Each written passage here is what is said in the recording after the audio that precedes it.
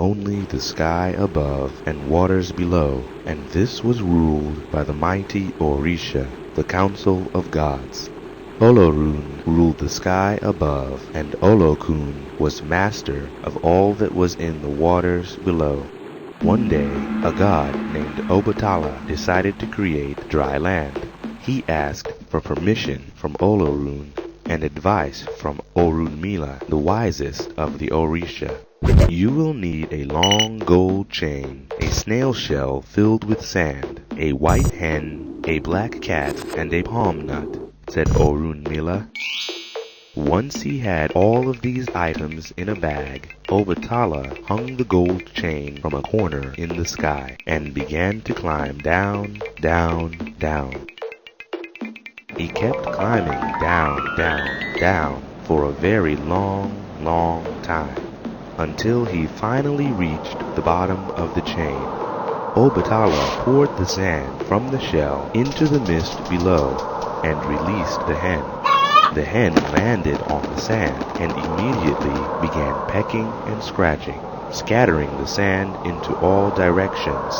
The sand soon became vast mountains and valleys. Obatala planted the palm nut and soon stood before an entire palm forest. Obatala was very pleased with his work.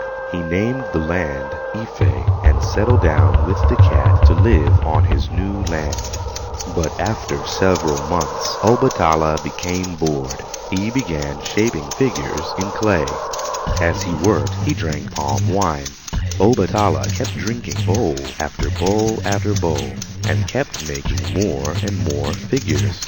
When he was finished, he asked Olorun to breathe life into his clay people. The next day, he saw his living, breathing work, and he realized that they were all deformed and ugly. In horror, Obatala swore never to drink again, and set to work building new, perfect beings from clay. As soon as Olorun breathed life into them, they immediately began building houses and cities. Obatala became the patron of mankind, and more specifically the deformed. All the Orisha were pleased with his work. All except Olokun, the master of the sea, who was never consulted about the creation of the earth and mankind in the first place.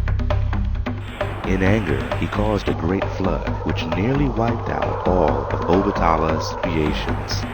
Once the waters resided, everyone took the sea very seriously from then on.